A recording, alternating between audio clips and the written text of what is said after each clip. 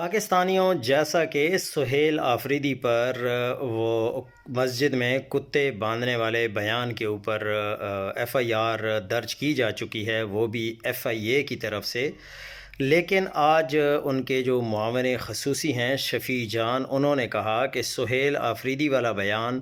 Parliament میں ہمارے M N as they چکے ہیں، ہمارے پاس ویڈیوز ہیں، لوگ مساجد کے پاس احتجاج کر رہے ہیں اور اس حوالے سے گفتگو کر رہے ہیں۔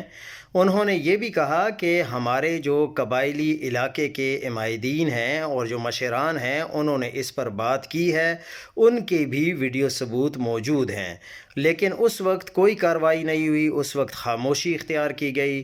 اب ان کے مطابق، یعنی معاون خصوصی شفیع جان کے مطابق، حقیقت یہ ہے کہ سہیل آفریدی ان سے ہضم نہیں ہو رہا۔ جس دن سے سہیل آفریدی آیا ہے، اس دن سے اس کے خلاف مختلف قسم کی باتیں ہوئیں، اس پر دہشت گردی کی باتیں کی گئیں کہ یہ دہشت گردوں کا سہولت کار ہے، مختلف باتیں ہوئیں، لیکن یہ حقیقت ہے کہ اس کے بارے میں اس وقت احتجاج نہیں کیا گیا جب یہ کتوں والی بات پہلے ہمارے کچھ عمائدین کر چکے ہیں، لیکن اب سہیل آفریدی کے بارے میں یہ بہت بڑا بونچال کھڑا کر دیا گیا ہے۔